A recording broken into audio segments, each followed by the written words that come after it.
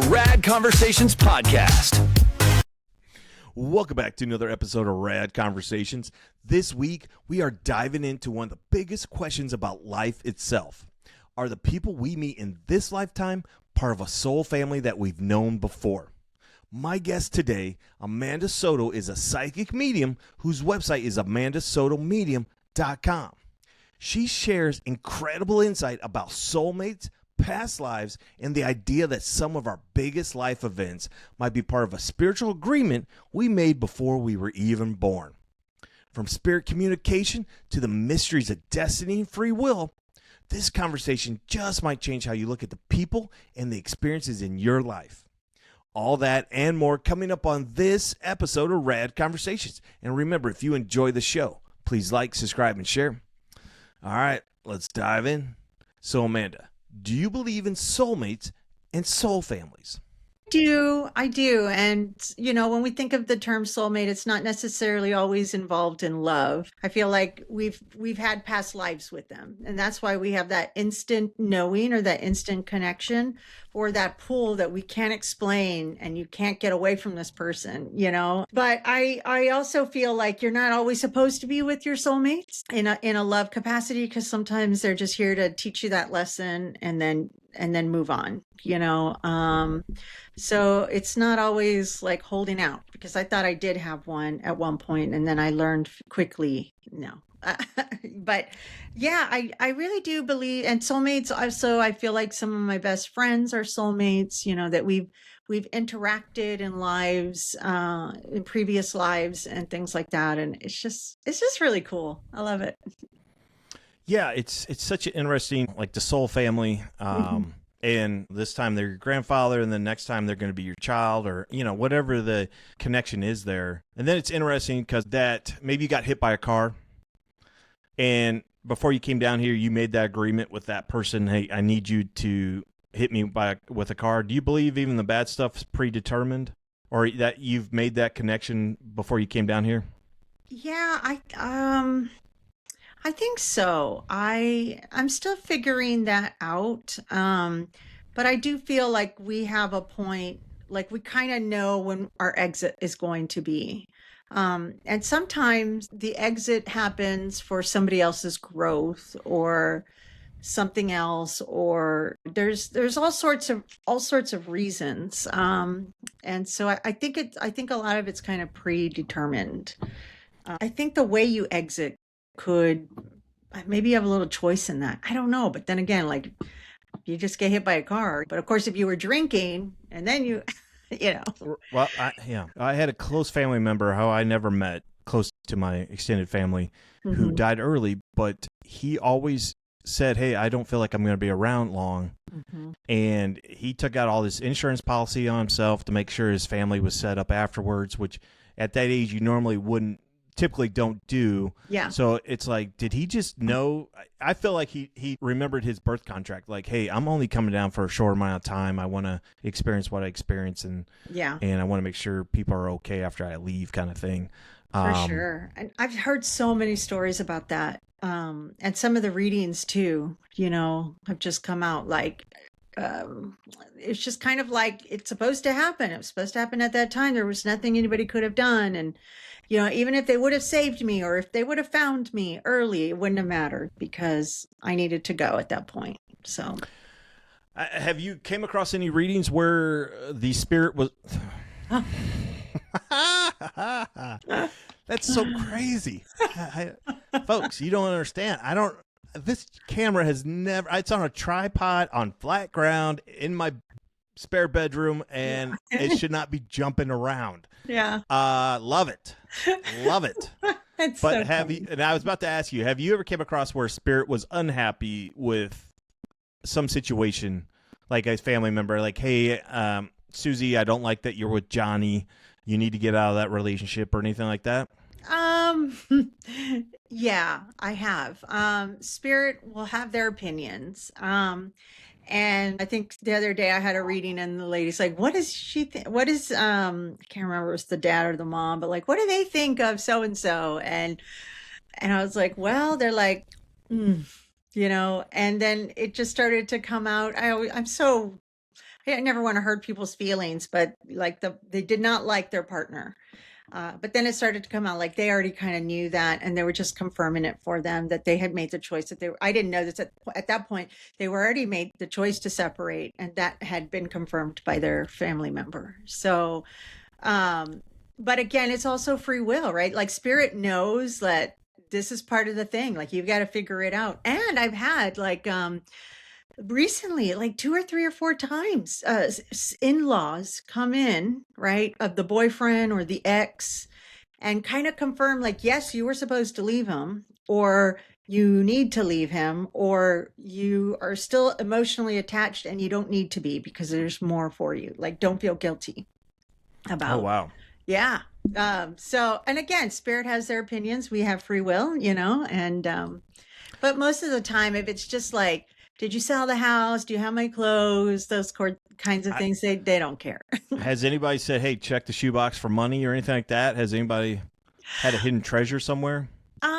Somebody asked about the insurance information, and I think we found that it was like in a notebook. And Oh, nice. yeah.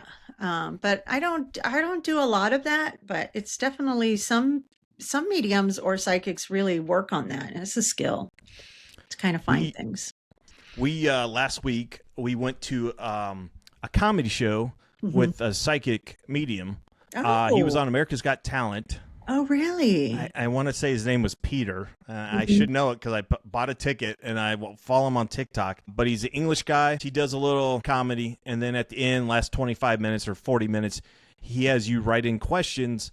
I don't see him look at them, so I think you're just putting the intention out there what the question is, and then he kind of has a pad and pen, and he's just kind of scribbling, but then is there, a Leo here, born on the 29th, named Debbie. And then, and then he'll kind of do that thing, but we wrote in, he didn't call on us. There's like 250 people in the audience, but I wanted to know, my question was, did I experience a break in the Matrix 2 years ago? I wanted to know, but he didn't call on us. Oh. But I thought it was fascinating that this is the new entertainment, like comedy plus psychics. I mean, to me, it's part of the awakening. Like, I think this is going to be bigger and bigger and bigger. And he knew a lot of stuff, and it was entertaining at the same time. So I'm like, this is great. If you can combine these two things and get people more open to the idea and bring it out of the shadows more. Yeah. He did it in San Antonio at the Comedy Store, and then he was going up to Austin to do it the next night. But man, I'm sorry I missed that. Yeah. I did a demonstration of mediumship with my friend Amy on Wednesday, and that was the first one I had hosted on my own, and it was really cool. We only had like 12 people there. The hope is that these are more common, right? Like in person, online.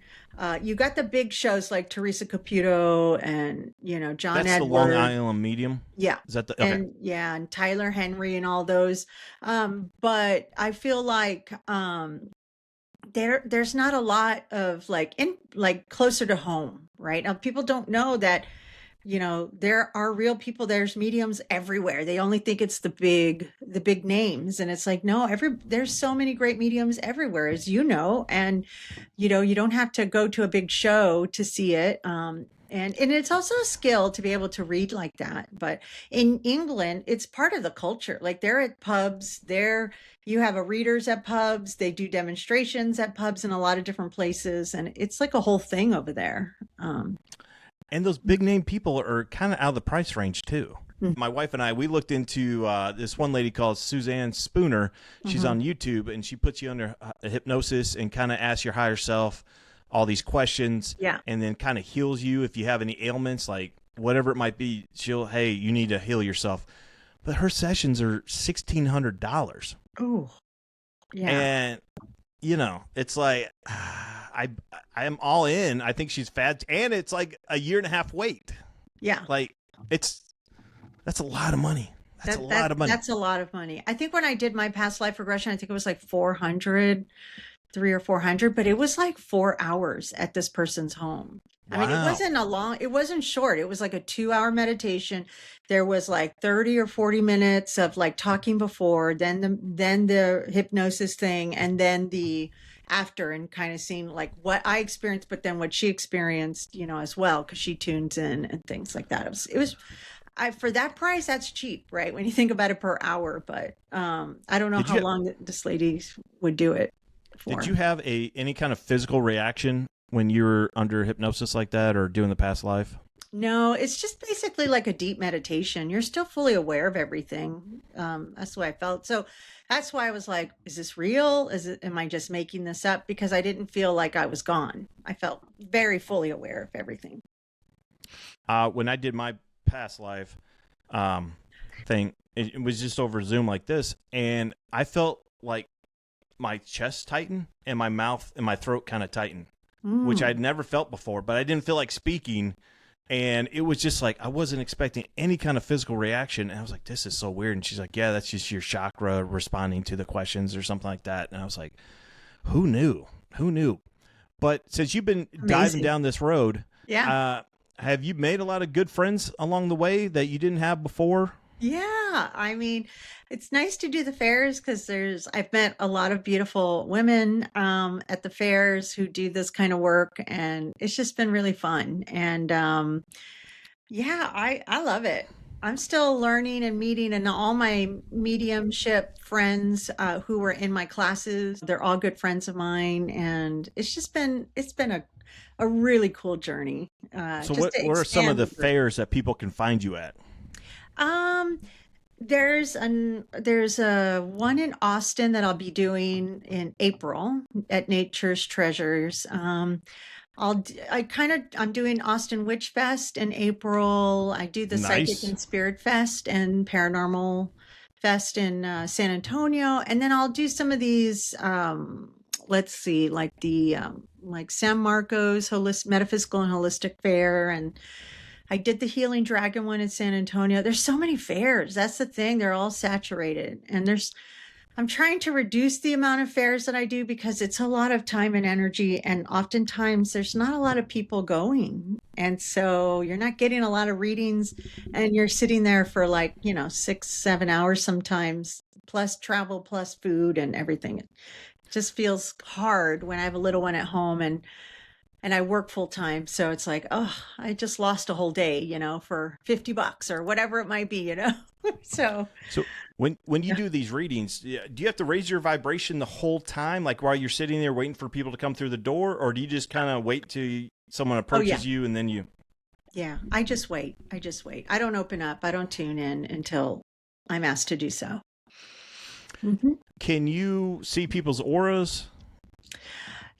No, I don't see, and I've tried, but I don't know. It's not something I really care about. So, but I can feel their energy for sure, but I just don't see a color. But some people, I mean, you can learn to do that. And if I really wanted to focus on it, I think I could, but So it sounds. thanks for watching the show today, folks. And if you enjoyed it, please like, comment, and share. And like always, stay rad.